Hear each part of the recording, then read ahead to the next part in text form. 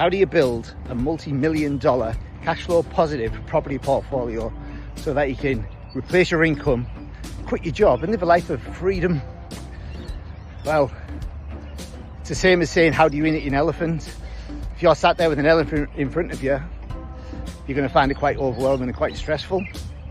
If you're sat there now thinking you want to invest in property and you're just getting started, you're probably going to find it quite overwhelming and quite stressful. But the journey of 10,000 steps started with a single step. So no matter where you are now, all you need to do is start taking action. And it doesn't need to be massive action. We're not Grant Cardone 10x in here. You're just starting out.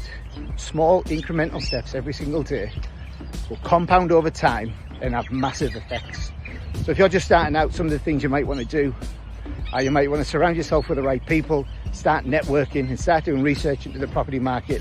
What's happened historically? Where have we seen capital growth? Why have we seen capital growth? What's the best asset class for you to invest in based on your risk tolerance and your risk profile? Once you've done that, you're going to set up what's called your A-team. Your A-team are your mortgage broker, your accountant and your lawyer, solicitor.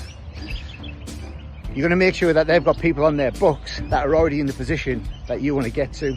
Ask them the question, do you have millionaire property investors that you manage? Awesome, sign me up. After that, you're going to sit with your mortgage broker and they're going to give you what's called your borrowing capacity so that you know what you can purchase. Then you're going to start doing research in the areas that you can purchase in.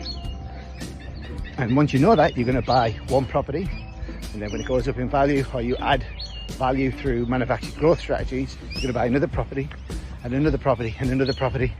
And before long, them small incremental steps, when you stop and look back and see what you've built over time, you'll be immensely proud. You'll be immensely proud that you took action, because it's small steps at the start that will compound over time and lead to a journey and a life you didn't even think was possible.